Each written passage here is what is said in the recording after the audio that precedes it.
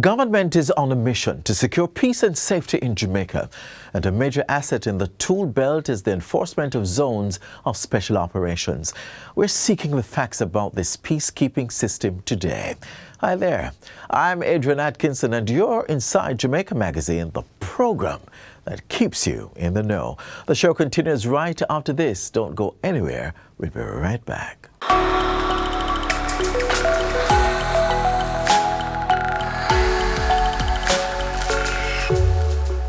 The zones of special operations have been bearing fruits. Get the Facts this week shares the achievements in Zozo declared communities.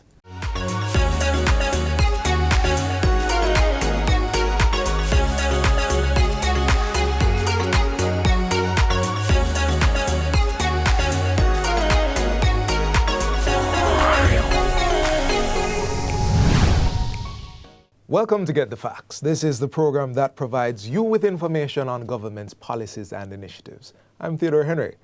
In 2017, the first Zone of Special Operations, ZOSO, was declared in Mount Salem, St. James, as a strategy to clear the community of players of criminal activities, maintain the presence of the security forces, and of course, to build out infrastructure. That strategy has since been employed in 6 other communities across 3 parishes.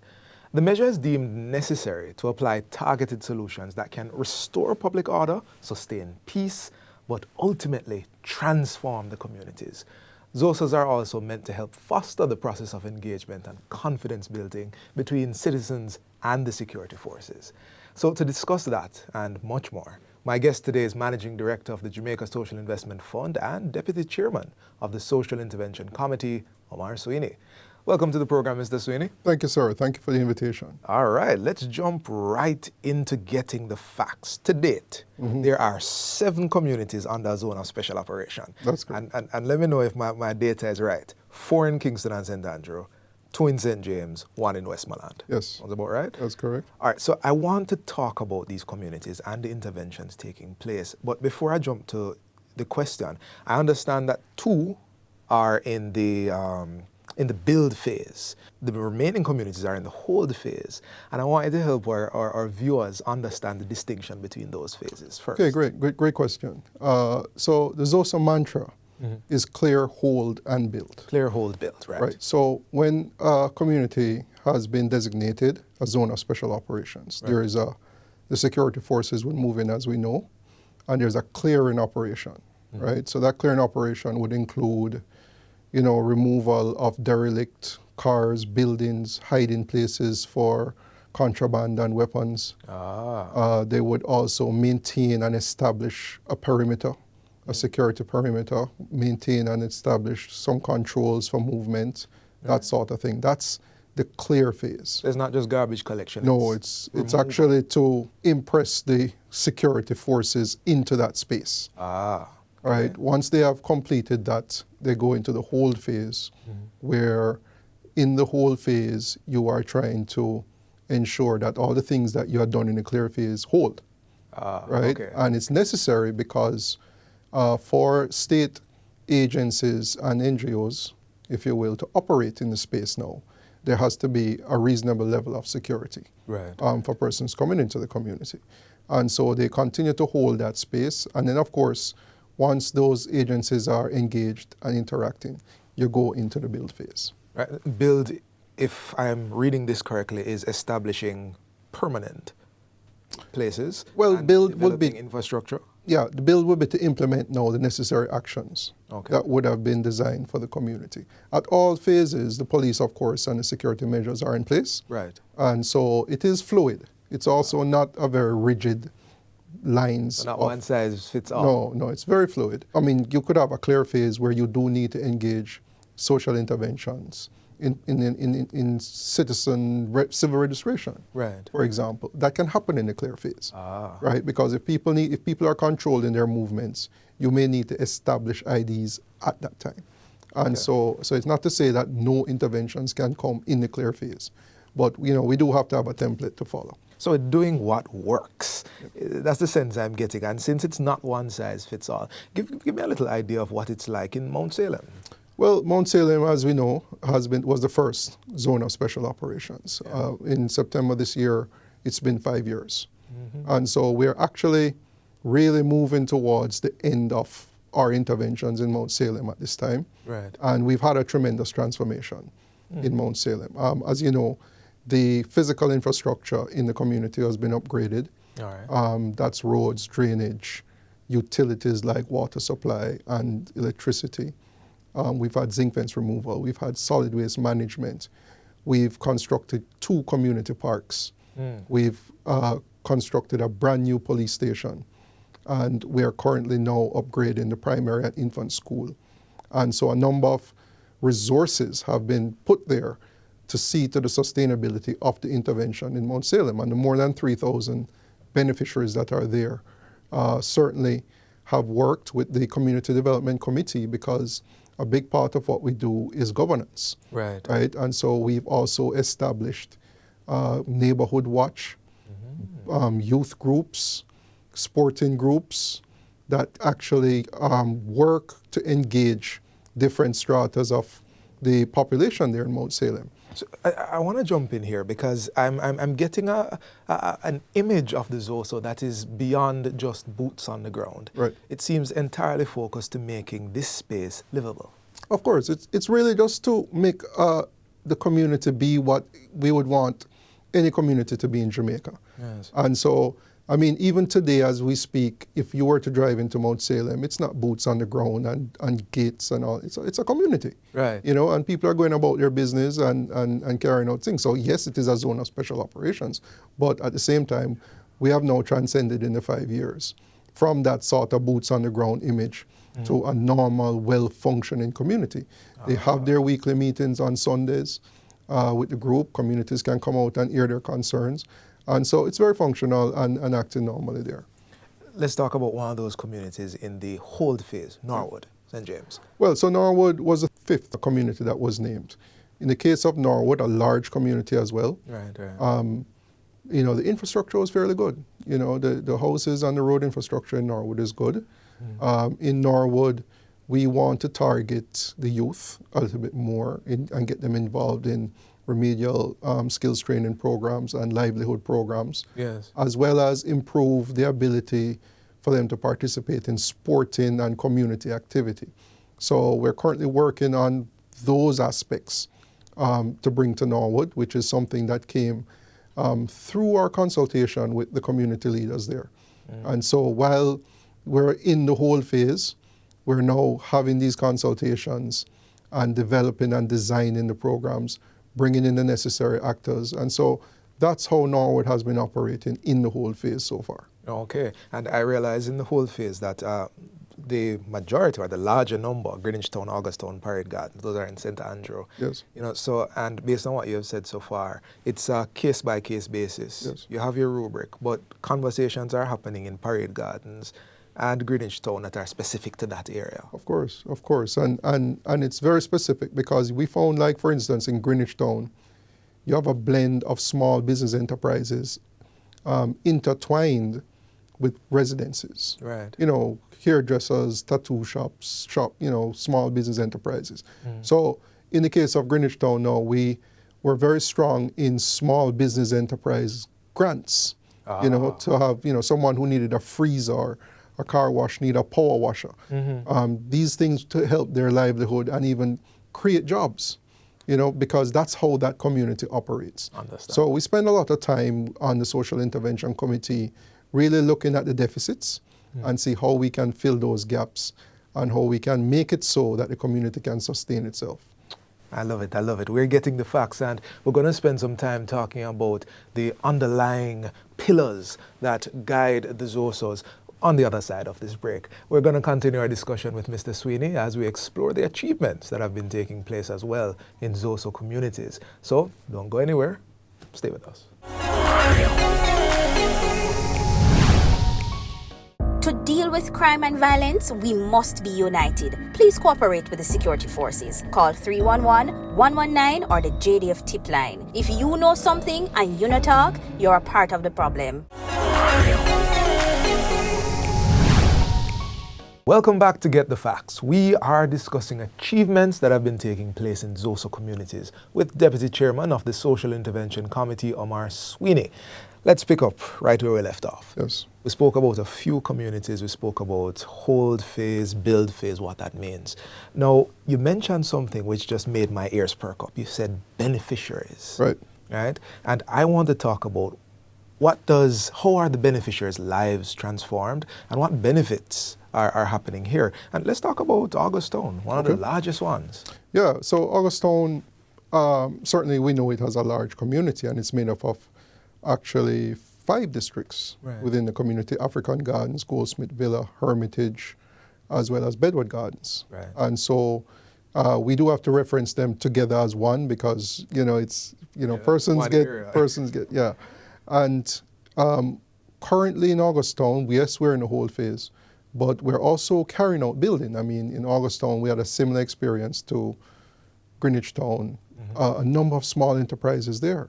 And we're now on phase 3 of our enterprise development grants. Close to 200 grants have been given out in the community, and more than 2,000 residents there have already benefited from the work we've carried out there in physical improvements, the enterprise grants, summer camps, and the solid waste management program. And so those numbers continue to climb. And what really happens, and let me just say this, just so we have a template, and the ZOSO is also governed through oversight of the National Security Council, which is chaired by the Prime Minister. Right. And the National Security Council signed off on the development pillars of the ZOSO, which include the physical improvements, land tenure, the community safety, faith-based operations, as well as human and community development, and then the enterprise grants would fall under the pillar of business development. Right. These are all development pillars that each community has to be built on. In their own ways. Right. And so at the NSC, they sign off on the development pillars and they monitor and evaluate those pillars as we carry out the intervention. So this is more than just hearing grants and zinc fence, and they're actually a monitoring and evaluation framework that determines and scores how well the community is developing along that continuum. And so, yes, we count beneficiaries, and when I say beneficiaries, I mean direct beneficiaries. You can have indirect beneficiaries. So if you live in Augustone and the school is upgraded and your child goes to that school, the entire family benefits. Right. And so you can have indirect beneficiaries of 5, 6, 7 people who are benefiting now from their children being in a A-star type of school. But grants for business are direct benefits. They're direct, right? But the owner of that business family benefits as indirect because that's livelihood for them. Right. And so so we continue like in Augustone to work, and the program there is going quite well. And certainly the security numbers have been good. The agencies have been operative, the Heart Trust NTA, the Ministry of National Security, the PATH program, and these are some SDC. Of the stakeholders. These are the stakeholders that are working assiduously in the community every single day. Right. And so it's not just JSIF per se. JSIF has a lead, but we're also working through the different ministries. Just 2 weeks ago, the Ministry of Economic Growth also was on the ground looking at doing some zinc fence removal. So it's a cross-government intervention of really the ZOSO. Just to touch on some of the others, like Denham Town, how many beneficiaries' lives? In Denham Town, similar program, similar development pillars, 8,000 beneficiaries. 8,000, yes. All right. Parade Gardens. Well, Parade Gardens, we still are collating the numbers. Right. That's the latest zone of special operations, and so we're in the clear phase, and we have not really put our boots on the ground, per se, to do the household surveys. Parade Gardens and Russia, in Savlamar, in Westmoreland. Those are 2 communities that we're still getting ourselves on the ground to do the household surveys and really get an understanding of what's happening. And that's a big part of what we have to do. Understood. I don't want to leave out Norwood, though. We spoke about Norwood. Yes. And it's a similar amount, about 2,500 beneficiaries so far. It's a large community, but like I said, our focus there now is around youth and some small business enterprises. Got you. I want to underline this part for our audience. I know you've spoken about it a bit, but I wanted you to underline for us some of the main infrastructure interventions. Just give us that list again, implemented in these zones. Well, all right. So typically the main infrastructure would fall under road improvement. Road improvement is very important because it allows better policing of the community, not only by the police, but also by community residents. It allows for better emergency vehicles, ambulance, fire, to come into the community, access, right? And it creates a greater sense of community and being able to know that you live in an environment that is, structured. And so the road improvements is big. The zinc fence removal improves community safety. As I've said many times, we use crime prevention through environmental design, which is a way of creating better lines of sight. So, you don't have a zinc fence hiding what could be bad behind there. Right. So you create better lines of sight, you create a better perception of safety for persons walking along the road. Street lighting is important. So these are some physical things. On the softer side, I have to say something about parenting. All right. Parenting support is a big part of the Zozo. Right. Giving the parents the necessary support, and the NSPC, National Parenting Support Commission, do a lot of work in the communities as well, giving the parents support with the children, homework, and counseling, and helping them get through the life of raising. A bit of a lifeline. You can get help and advice and that sort of thing. Right. And we've gotten strong support from local churches as well in providing spaces for us to carry out the programs, summer camps, for example. Then you need space to carry out for people to go. And so it has been really a joined up approach, working not just government agencies, but also with non-government institutions. And so that's the approach we've been taking. And you have mentioned quite a few of the stakeholders. Yes. I was going to ask you about some of the stakeholders, but we got some of them in there. And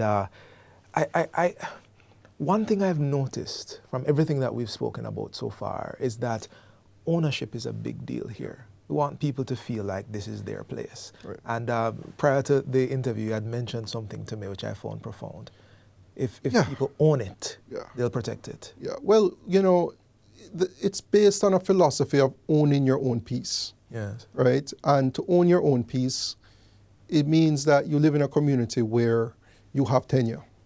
Right? And tenure does not necessarily mean owning your house or the land.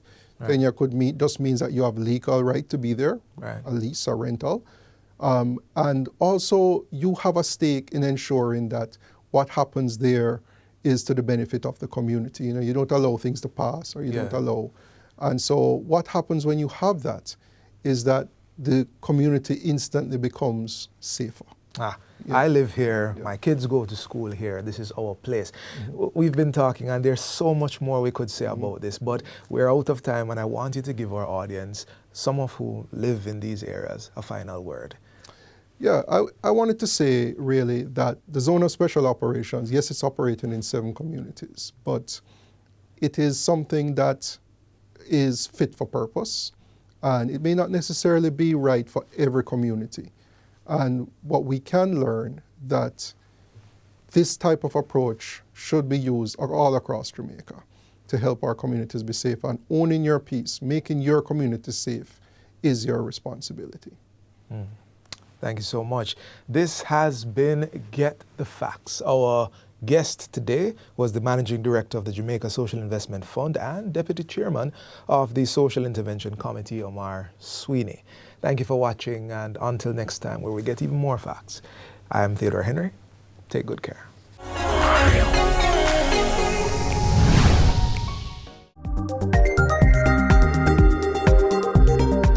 Queen Elizabeth II, UK's longest-serving monarch, who passed away on Thursday, September 8, will be laid to rest tomorrow, Monday, September 19. As we continue to observe the period of mourning for the late Queen, we remember her life and her reign.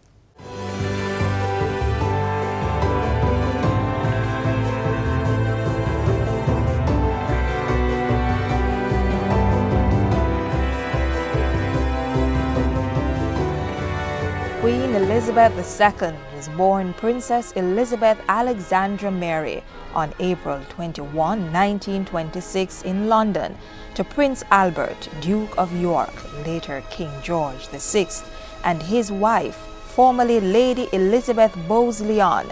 Her Majesty was just 25 when she acceded to the throne.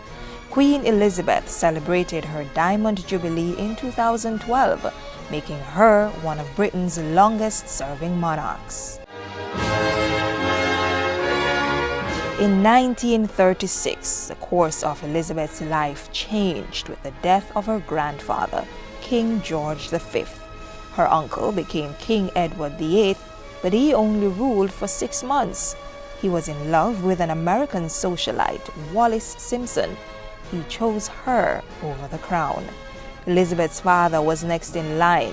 He became King George VI on December 11, 1936. Elizabeth first met Philip Mountbatten, son of Prince Andrew of Greece, when she was only 13. She loved him instantly. They made an unusual pair. Elizabeth was quiet and reserved, while Philip was boisterous and outspoken. They got married in 1947. The couple had 4 children: Prince Charles, Princess Anne, Prince Andrew, and Prince Edward.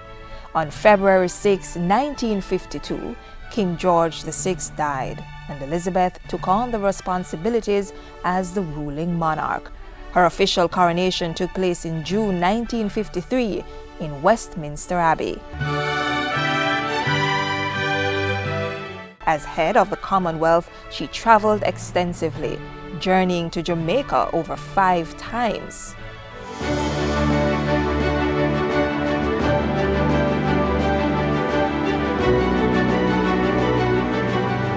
Since Jamaica's independence, the Princess Royal has presided over the opening of Parliament on 2 occasions. This Parliament has been one of the significant institutions for the fashioning and strengthening of your democratic society. We pay homage to Her Majesty, Queen Elizabeth II.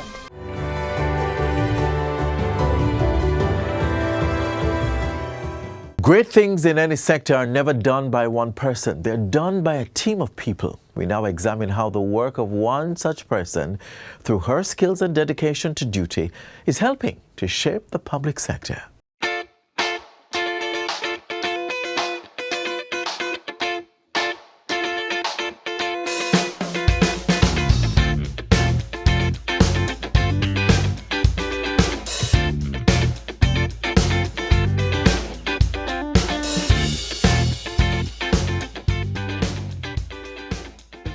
Hi. How are you doing? How are you? I'm good. How are you doing? How's the day so far? Going very well. Going as planned.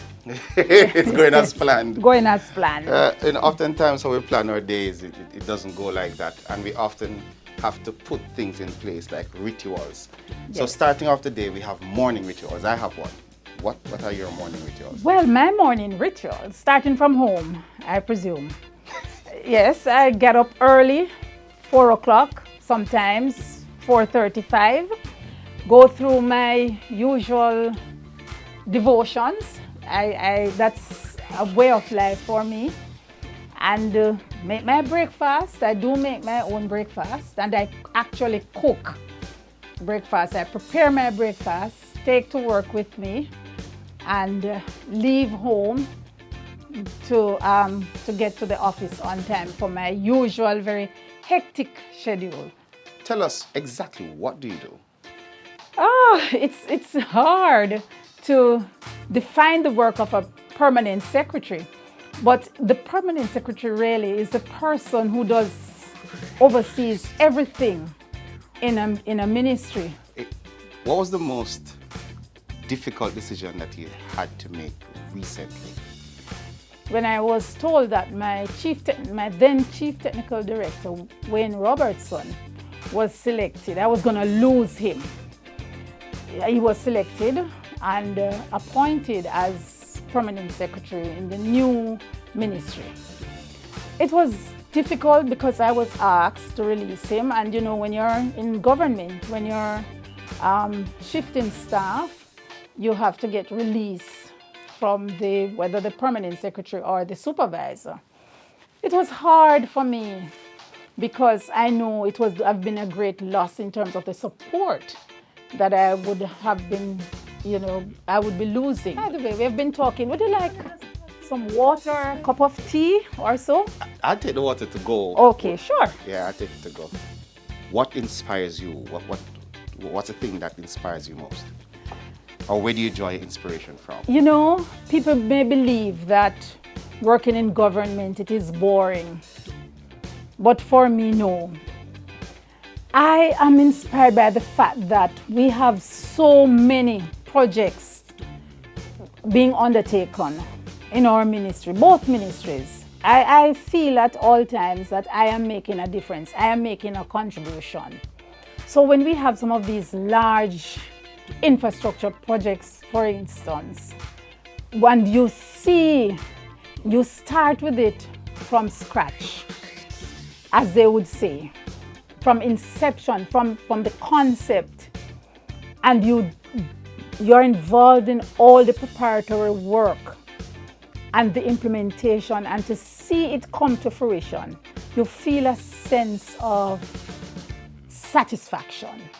At the end of the day, when the sun has set on your time in the public sector and you're walking away and you can become a fly on the wall and persons are talking about you, you're talking about your legacy, what would that sound like? What do you want that to sound like?